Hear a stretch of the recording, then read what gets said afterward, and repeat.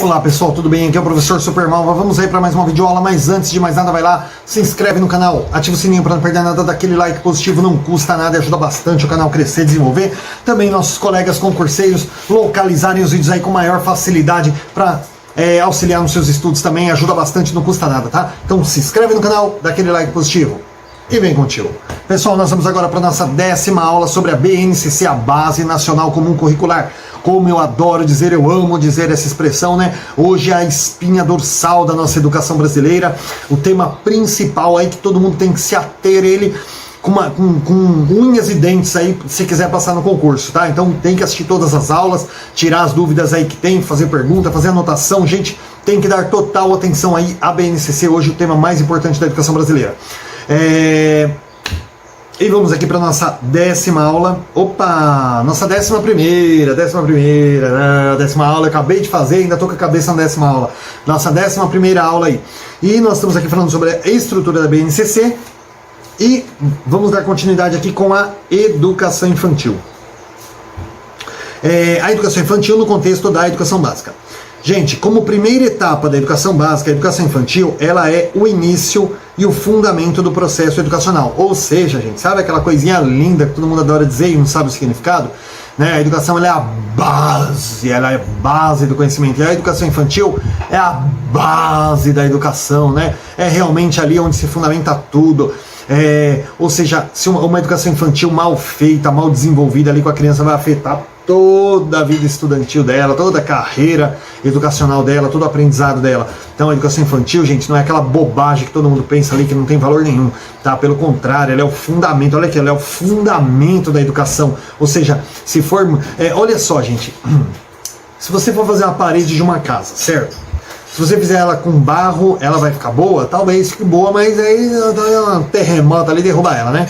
Aí se você fizer, por exemplo, uma parede, pessoal, com tijolo, com cimento, ela vai ficar forte, né? Se a gente fizer uma parede, colocar umas vigas de ferro ali no meio dela, vai ficar mais forte ainda, né? Se a gente colocar umas colunas dela, vai ficar mais forte. E se a gente encher esses blocos com concreto, aí vira um bunker, né, pessoal? Então, olha só, tudo é muito lindo, né? Só que se você levantar essa parede, pessoal, sem ter um alicerce bem firmadinho, bem niveladinho embaixo da terra, falei isso até na 10ª aula, o que vai acontecer? A parede vai cair, ela vai ceder, ela vai rachar, porque a terra, gente, né, choveu, a terra fica úmida, daquela cedida, a parede vai trincar e vai cair. Então não adianta você concretar e passar ferro e fazer tudo. Gente, se vai cair, cai a parede inteira. Então, o alicerce, pessoal, o alicerce, para quem não sabe, né, é como se fosse uma coluna de concreto deitada, né? A gente chama de viga.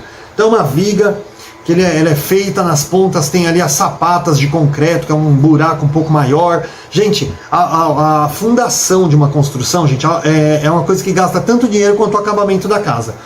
Porque é um negócio que, se não for feito, muito bem acompanhado ali por um engenheiro, por um arquiteto, gente, a casa ela cai na cabeça da pessoa.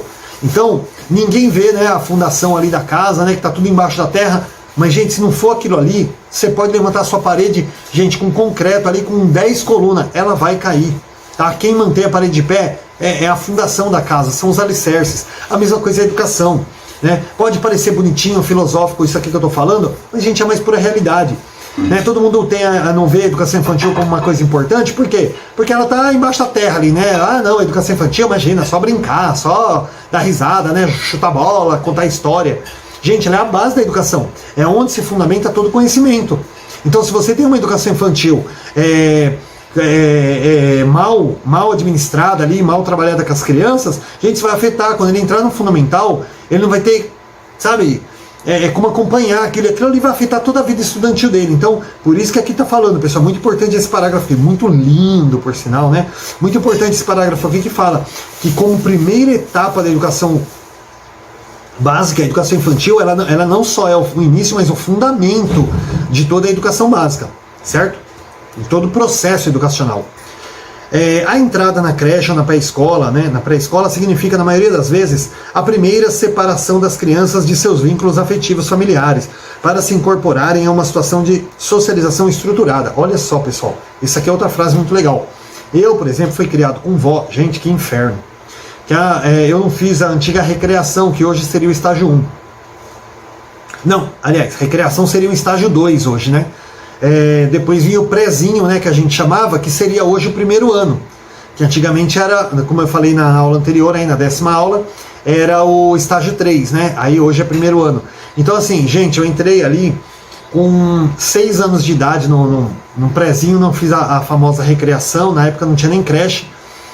E, gente, era aquele menininho, né, abobalhado ali, que netinho de vovó, sabe? Era um inferno na minha vida, porque quando eu fui pra escola, eu odiei quase todos os anos que eu estive na escola. Por quê? Porque era uma comodidade tão grande dentro da minha casa, tudo era maravilhoso, tudo era na minha mão, tudo era na minha boca.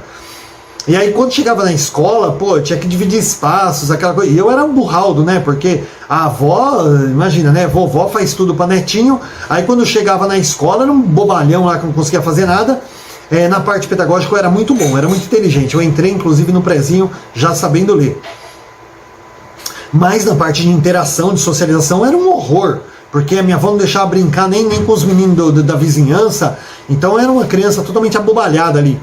E aí quando caía na escola, gente, era um horror. Eu lembro quando eu entrei no prézinho, as crianças tudo entrando felizes, eu chorando, fui desesperado, achando que a minha avó tinha me abandonado, gente. É aquilo que a gente passa, né, no começo de ano aí. E a entrada na creche ou na pré-escola, ela é muitas vezes aí a primeira separação desse vínculo afetivo. Gente, eu ia até complementar, acabei esquecendo. A minha filha, por exemplo, foi o contrário de mim. Porque como tanto a esposa quanto eu trabalhamos até hoje, né? Ela foi para a creche com 0 anos. Então, com 4 meses ali, ela teve que ir para a creche. E como era bebê, né, não tinha muita aquela coisa ainda de papai, mamãe. Gente, ela cresceu socializando com outras crianças. Gente, a interação da minha filha com a escola é uma coisa fantástica. Ela não teve aquela choradeira, aquela coisa toda que eu tive, por exemplo. E a creche, a pré-escola, ela é ali a primeira, né, a primeira separação que a criança tem, né, da família, tal, onde ela vai realmente ter aquela interação com pessoas estranhas e conhecer um mundo à parte ali, conhecer uma nova família, que seria a família escolar, né? E isso, gente, torna aí mais um firmamento acerca da importância da educação infantil, que é mostrar para a criança que ela não tem só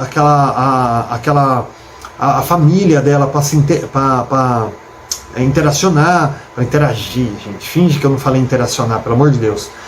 Para interagir, ela não tem só a família dela, tem outros grupos além da família dela, e aí você vai ter todo esse trabalho. Então é só que reforçando aí, pessoal, a importância da educação infantil nesse parágrafo aqui, tá?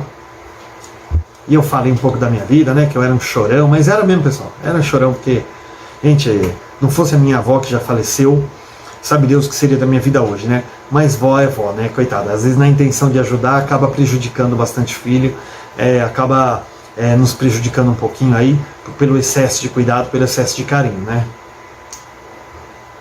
Nas últimas décadas vem se consolidando na educação infantil a concepção que vincula educar e cuidar, entendendo o cuidado como algo indissociável do processo educativo. Gente, esse negócio de educar e cuidar, né? Os professores têm muita mania de falar assim, quem cuida é pai e mãe, eu tô aqui nem para educar, eu tô aqui para ensinar. Gente, quem estava aqui para ensinar era a educação tradicional, aquela coisa horrorosa lá no passado, que não dava valor para o aluno, que não deixava o aluno questionar, que não deixava o aluno participar da aula, tá? Nós educamos sim. E nós, a partir do momento que a gente está educando, a gente já está cuidando da criança. Porque quando a gente está falando, olha, você tem que escovar os dentinhos, tá? Para você tem que escovar os dentinhos, né? Para cuidar da sua saúde bucal, tal. Quando você está educando a criança sobre a higienização bucal, você está cuidando dela, está cuidando do bem-estar dela. E quando você está cuidando de uma criança, no caso, vou dar um exemplo aqui da creche, né? Você está dando um banho na criança, penteando ela, você não está cuidando dela, automaticamente você está educando, você está dizendo para ela que, olha, tem que pentear o cabelinho, tem que tomar o banho, se lavar. Então, gente, são indissociáveis. Cuidar e educar não é que é a mesma coisa, mas uma coisa está ligada à outra, porque quando você está cuidando de uma criança, automaticamente você está educando ela. Quando você está educando uma criança, automaticamente você está cuidando dela também, tá?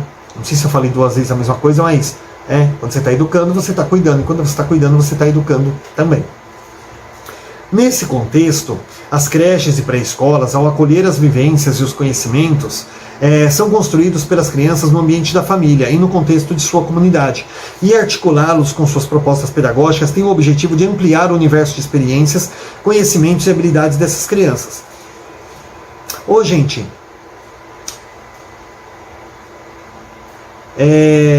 puxa, acabei lendo 2 parágrafos junto aqui. Deixa eu voltar aqui. Ó.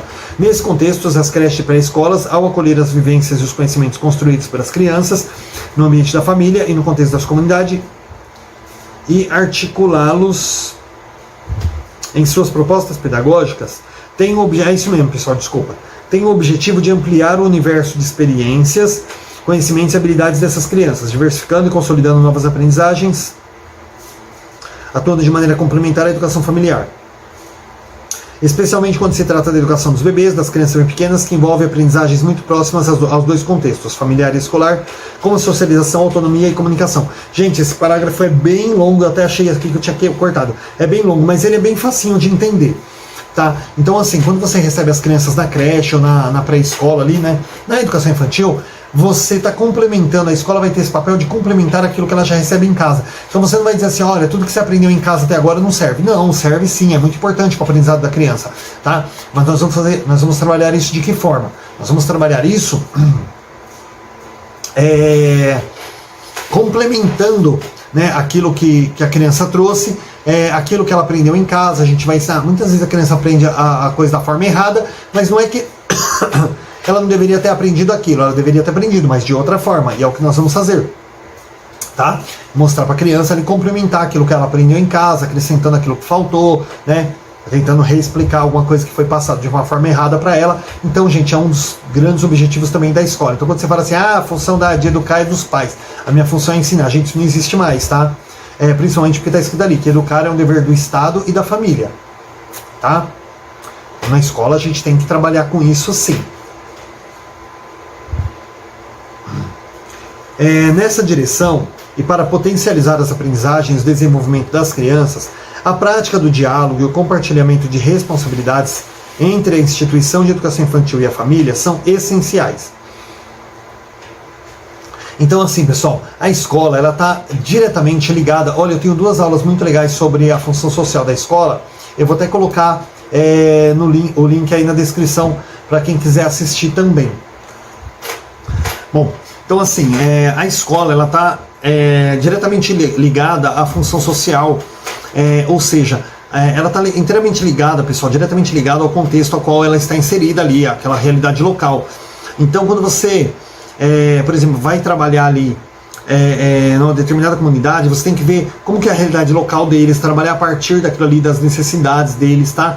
De modo que a escola não pode ficar isolada, né? Vou ensinar meus conteúdos, eu não quero saber o que acontece lá fora. Não, a escola ela está inteiramente ligada. Dessa forma, a prática do diálogo com as famílias, trazer as famílias para a escola, mostrar para as famílias que nós estamos ali para ajudar. Gente, isso é muito importante, tá? Dessa forma a gente consegue fazer com que a criança progrida muito mais. Quando a família e a escola falam a mesma linguagem ali, quem ganha é o aluno, tá? Por isso que é importante aqui essa prática do diálogo, o compartilhamento aí de responsabilidades entre a instituição infantil aí e a família, né? São aspectos aí muito essenciais aí para a educação da criança. Eu não gosto de pausar vídeo, quando eu pauso eu meio que me perco aí no que eu estava falando. Não errei não, viu gente? Fica tranquilo, mas é que você meio que perde o foco assim. Além disso, a instituição precisa conhecer e trabalhar com as culturas plurais, dialogando com a riqueza e diversidade cultural das famílias e comunidade. Bom, isso aqui eu também já falei, né, pessoal? Acabei de falar aí antes, né?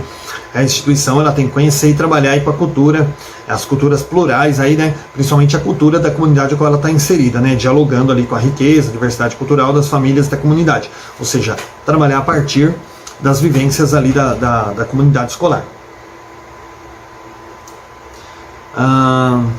As diretrizes curriculares nacionais da educação infantil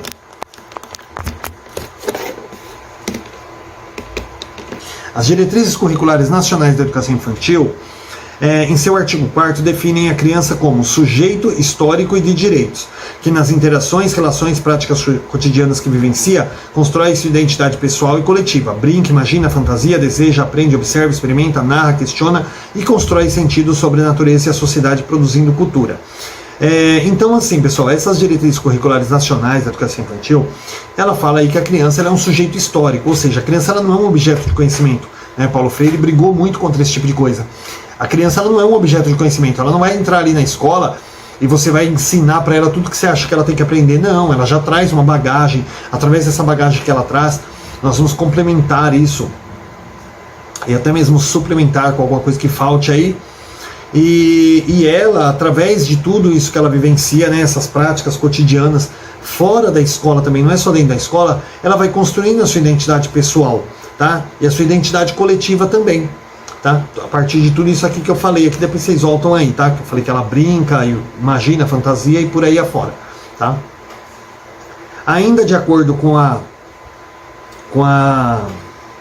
as diretrizes curriculares nacionais da educação infantil, em seu 9º artigo, os eixos estruturantes das práticas pedagógicas dessa etapa da educação básica são as interações e a brincadeira, tá? Experiências nas quais as crianças podem construir e apropriar-se de conhecimentos por meio de suas ações e interações com seus pares e com adultos, que possibilita aprendizagem, desenvolvimento e socialização. Então, olha lá, pessoal. Aqui está falando, o 9º artigo da Diretriz Curricular Nacional da Educação Infantil. Os eixos estruturantes, eu falei isso na 9ª aula. Os eixos estruturantes das práticas pedagógicas infantis, tá, são interações e brincadeiras. Gente, eu não vou me estender nisso aqui porque eu falei pra caramba isso na aula anterior, tá? Na nossa na nossa 10ª aula. Na nossa 10ª aula, que foi a última agora. Gente, às vezes eu confundo os números assim, tá? Mas foi a última aula que eu dei aí, a 10ª aula. Falei bastante sobre essa questão das interações e brincadeiras, tá? Então não vou me estender aqui não. A interação durante o brincar caracteriza o cotidiano da infância, trazendo consigo muitas aprendizagens e potenciais para o desenvolvimento integral das crianças. Ao observar as interações e a brincadeira entre as crianças e delas com os adultos, é possível identificar, por exemplo, a expressão dos afetos, a mediação das frustrações, a resolução de conflitos e a regulação das emoções. Às vezes vocês devem pensar assim que eu tenho algum problema na língua, né? Às vezes eu como um R ou um L assim, né? Mas é que falo muito rápido, pessoal. É costume que eu tenho de ler rápido assim. Então, por exemplo, eu falei aqui resolução, né? Eu acabei falando resolução de problema, de conflitos. Mas não é que eu falo errado não, pessoal. É que às vezes eu falo muito rápido, a língua não acompanha. Gente, aqui está falando o seguinte, justificando a questão da interação. A interação social, gente, durante o brincar, ela é muito importante. Por quê?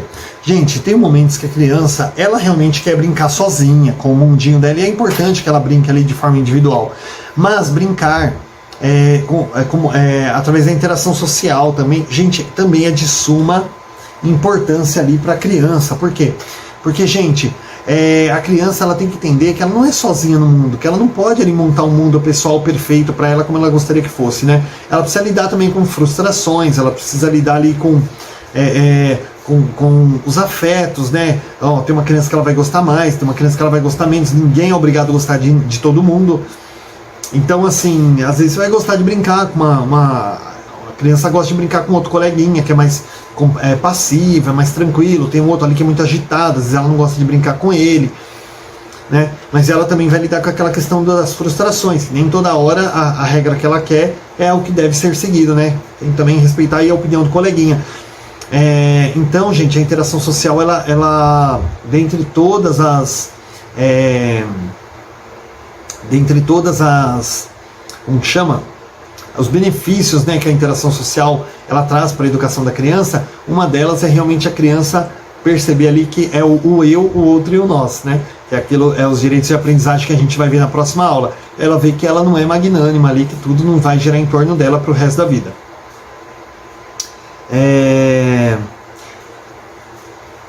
Tendo em vista os eixos estruturantes das práticas pedagógicas e as competências gerais da educação básica propostas pela BNCC, 6 direitos de aprendizagem e desenvolvimento asseguram